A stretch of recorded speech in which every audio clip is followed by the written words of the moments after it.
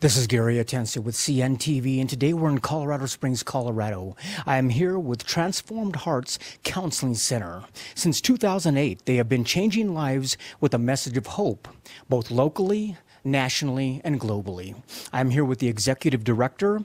Corey, thanks so much for joining us here today.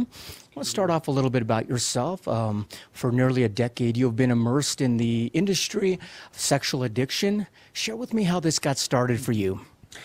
Well, it started with our own story, and we're originally from the Lincoln, Nebraska area, and we were 6 years married, began to have troubles in our own marriage with lust, emotional affairs. After that, began to realize I had a problem with sex addiction and what we later found to be intimacy anorexia. From there, we started to get some help. And we had been, like I said, about 6 years married, 3 kids, and things really unraveled for us. So we came out here to Colorado Springs, got some help. That was back in '08, and 4 years later, we're back out here with our own practice, helping other couples and individuals get free from sex addiction and intimacy anorexia. This began as a personal journey, which became professional. Let's start off, first of all, define for the viewers, in layman's terms, what is sexual addiction, and is it something that maybe is more common than people realize? Yeah, it's very common. I believe it to be an epidemic in our culture. It's like any addiction. It's you just pick your poison. So like any addiction, I need a substance to reach an altered state, and I need more of that substance more often. And finally, I've tried to stop, but I can't. That's how we clinically define an addiction. So whether it's drug, sex, or alcohol, caffeine, gaming addictions, it's all one of the same. The core issues are generally the same. The poison which you acted out changes, though. One of the other areas of expertise that you have that definitely is worthy of definition would be intimacy anorexia. Tell me a little bit about that. What does that mean? Yeah, intimacy anorexia is an intentional withholding of love from a spouse or partner in a married relationship. Okay, so there's generally 4 reasons one might become anorexic. One is growing up, the child or now adult has inappropriate attachment, too much or too little, to the opposite gender parent. So we use it to mean a starvation of love in the adult relationship. So this adult has gone through maybe some poor parenting, some trauma, physical, emotional trauma, and these all sets that one's child, now adult, that helped them protect themselves, survive their childhood, are now generally the very things destroying the marriage. So it's an intentional withholding of love, sex, even emotions. It's a person that likes to blame, accuse, criticize their partner. So they have a very difficult time embracing that they are flawed in love. Generally, an intimacy anorexic they believe that they got to be perfect to be loved. And so what they do is they flip all the badness onto the partner, that their partner's the problem. And we see this a lot, in fact, of sex addiction, that people that come to our office, whether it be here in the Springs or in Denver, percentage of people that come for help also struggle, know us for sex addiction and marriage issues, the sort, but 64% of those people coming for sex addiction help are also intimacy anorexic. So it's very high. 6 out of 10 that are going to get sex addiction help generally are getting help for only half the problem. So intimacy anorexia is a huge, huge problem that also you need to work on both addictions simultaneously to get the effective treatment the couple or the individual is looking for. Really, the two go hand in hand. Obviously, we as the public, we're familiar with addictions. We understand alcohol addiction, drug addiction, gambling addiction, yet we don't talk much about sexual addiction. I mean, it's a taboo talk. For that reason, do you feel that we don't know enough about it and therefore might not even realize that we have it? Yeah, there's a lot of bad information out there. One of the things I like to teach and educate our clients is what I call there's good plumbers and bad plumbers. There's good doctors and bad doctors. There's good therapists and not so good therapists out there. But the addiction is less known because it is very taboo. So It's almost cool and socially acceptable to be an alcoholic or a drug addict, but to be a sex addict is usually equated with being a pedophile. And it's a matter of educating the culture. I used to work corrections. I worked in the population of pedophiles. Now, I would say most pedophiles are sex addicts, but not by far, not all sex addicts are pedophiles, obviously. A very small percentage are. Let's start off with your services a little bit. Someone that does come in for treatment, what takes place at that first appointment? Is there an assessment that takes place? Walk me through that. Yeah, absolutely. Great question. The initial assessment, it takes a typical therapeutic hour, and we can do that as an individual or as a couple, and we get through very quickly. What I have found, almost probably 6 sessions worth, I'll do in about 30 minutes of assessment and exactly know what's going on, have the picture, have the story, and be able to help them and have a plan in place. And we have lots of resources and such, and different ways to plug the person in at their level of resources they want to spend in time and money on their treatment. Because of lack of education, like we said, many times people don't even know they have an addiction like that. Yet, I would imagine others walk in, they know they have it. They know it's serious. Matter of fact, they're even shamed by it. They feel there's no hope. What you basically say is there's always hope. You have provided a shame-free environment. Why is that important? That is huge, hugely important, because most people come in already, they know their badness. And we, not only the spouse or the addict, but also the spouse of the addict are dealing with a lot of shame. And shame says, you are the mistake. Guilt says you made a mistake, but shame is very much even more powerful in that you are the mistake. And so we want people to have a safe, know that we are a safe place, and this we know what they're going through, and we have always said we want our pain and our story not to be wasted. Interesting. Really the essence of what you do here is loving and helping people for who they are and not for what they do. Is that something that you felt helped you on the road to recovery? Yeah, absolutely. A lot of intimacy anorexics believe they are loved for just what they do and performance, but we want to emphasize that regardless of what they've done or haven't done in life, that their love for just who they are. And people really resonate with that because the society wants to put a label on you. That is not our goal here. We're not here to label anybody. We're here to identify the problem and the addiction. And a lot of people struggle with, am I a sex addict? Am I intimacy anorexic? And I'm okay with if the person believes they're not, but I define, does this behavior cause a problem? And there's 5 areas of a problem. So does the drug, sex, or alcohol behavior affect my job? Does it affect my money? Does it affect my legal status? Have I ever been arrested or anything? Does it affect my health? And finally, does it affect my relationships with God, self, others, spouse? And generally it's that last one that brings most people to Transformed Hearts, is what I call the 2 Ps, pain or priority. I would say 90% come here out of pain, and about 10% come here because it's a priority to change.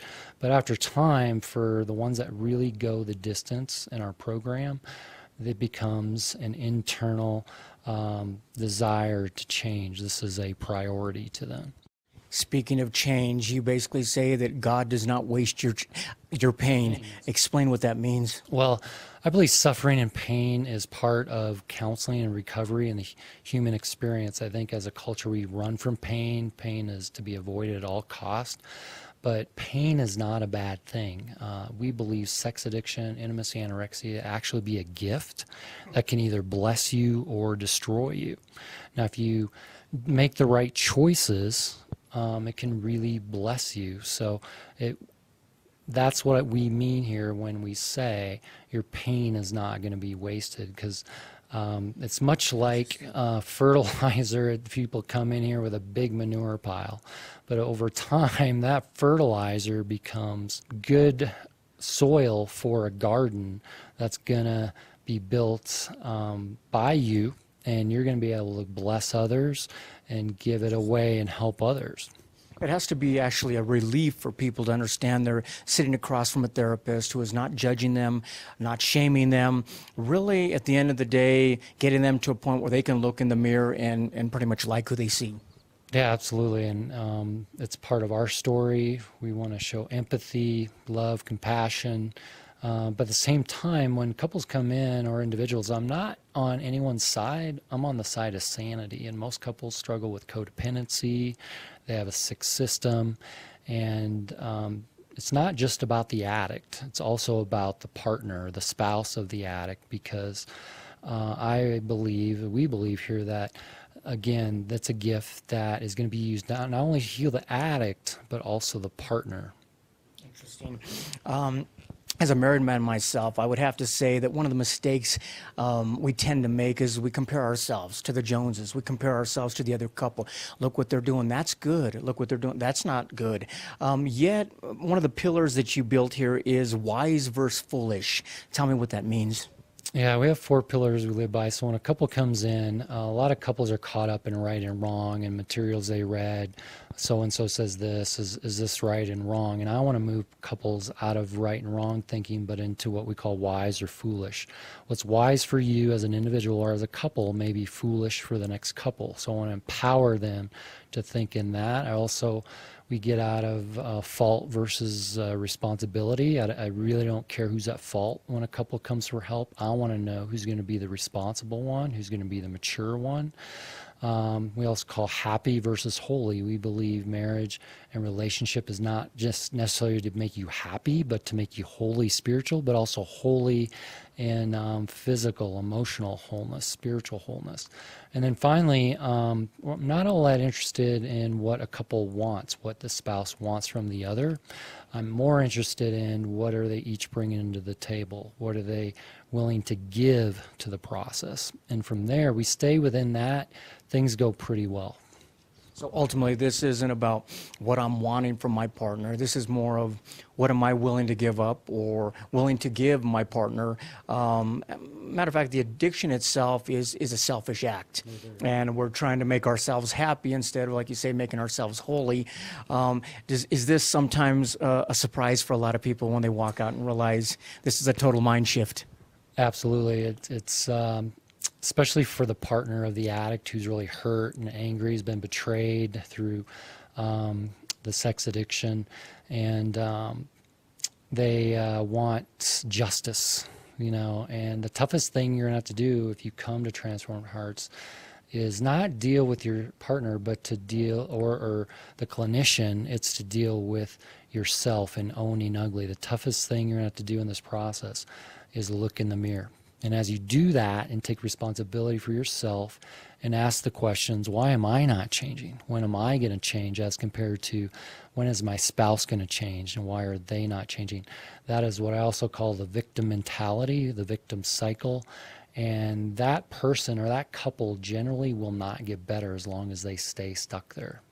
Interesting. Viewers, take a look at the bottom of the screen right there. What you're going to see is their contact information. This is a company that began back in 2008. They've expanded out into their own building, basically expanding out across the nation. They've got offices here in Colorado Springs, offices in Denver, but with technology, they can reach out pretty much to anyone across the globe, help you along a journey that basically can many times leave you confused or not knowing what it is you're going through.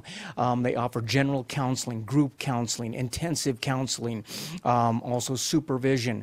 You understand that basically as I look at something like this, a lot of times addictions they're kept in the dark. And many times the partner's kept in the dark, a lot of secrecy. They say the truth will set you free. Share with us how the tool of a polygraph really helps you enabling that. Absolutely. We do use the polygraph. We got a great polygrapher we work with. And it's not to catch the person. We want the addict to pass. But generally, I have worked with couples from all over the globe and all over the nation. And I've been people's 20th, 30th therapist. And in every case, the reason that couple has not gotten better is because there is still a secret. Now, sometimes it's not always the addict's secret. It can be the partner's secret, too. And sometimes both will take a polygraph, but the majority of the time, just the addict. And we believe it's to be a loving thing to show that they love their spouse by being honest and transparent and open. It can be a very scary thing, but we have questions to help the couple with. What it does is it doesn't measure future, it doesn't measure fantasy, and it doesn't measure feelings, but it does get you just the facts. Did you or did you not do X, Y, Z? And we ask questions like who, when, where, but we do not get into questions about comparison. Those are the damaging ones and the non-helpful questions. And once we get that done, I call it demolition work, we can start rebuilding and putting the house back in order. I would imagine that has to be one of the scariest rooms to walk into, yet there's got to be a sense of relief when you walk out of that room, knowing that you're once again eye to eye. There's no secrecy there. We speak a lot about people who need counseling with addiction, yet I believe counseling, everyone benefits. I mean, quite honestly, we all probably fall under the umbrella of an offended heart. Tell me what an offended heart is for the viewers. Yes, that is another thing we specialize in. We specialize in other addictions. One of these is the addiction to being offended, or the offended heart. And I believe in the many, many years of practice and all the addicts I've worked with over the years that we've made some groundbreaking discoveries, and we write our own material. We're very unique in that. We aren't just reading material, we are leading the way, pioneering the way in addiction recovery. And the main thing is the addiction to being offended. I believe underneath any and all addictions, it all starts with the person believes they've been offended at some level, real or imagined, that they have to work through and let go of and come to a place of forgiveness. Like you basically said, your information is straight from you. You have authored books on it. Your wife has authored books on it. Are you able to go out and actually give talks on this type of thing as well? Oh, absolutely. We do some speaking engagements, and we've written, I don't know, over 13, 14 books. We got a new book coming out called Offended, Deceived, Addicted. We have other resources, workbooks, like you said, groups that we do. Blogs, YouTube things. We have free resources. We have resources that involve us and the one-on-one attention you'll get with us. So it really, we try to make any and all resources available to anybody at any price point. Absolutely, and also utilizing technology, teleconferencing, great way to speak with people in a very safe environment there as well. This was a journey that began for you personally. It is now a professional journey, yet it's always a personal journey. Do you continue to learn as you go along as well? Oh, absolutely. Every day I come to work and I believe I'm going to learn something new. And I do, whether it be with a client or in a group setting. And I usually get an idea or I learn something from that. I write it down on a sticky note, and eventually I write a blog on it or a book on it, and it's like going to school. I learn something new every day. Wonderful. Obviously, this has been rewarding for you. If we have somebody out there who is thinking about going this direction, little apprehensive, a little nervous, what would you tell them? Yeah, well, there's a lot of people feeling called to become a counselor, which is great, but to really specialize in this, I think this sex addiction piece, intimacy, anorexia, is not really what I was looking for. It kind of found me, but I do believe whatever any career you're in, it's generally a good indicator that when it picks you, you're probably in the right career. Great. Viewers, last time, take a look at the bottom of the screen right there. Once again, their contact information is right there. We're scrolling across the screen, the website as well. Many services they offer there. Quite a few resources right there on the website as well, helping you through the journey of your own, maybe a partner that is with you. But like you said, it boils down to the question of both parties asking what it is that I can do to help out. And basically, this is It's a gentleman that began this as a personal journey in 2008, immersing himself really in an industry and writing about it, teaching others as well. located right here in Colorado Springs, offices in Denver, Colorado. Once again, that is Transformed Hearts Counseling Center. This is Gary Atensi with CNTV. And if you don't know, now you know.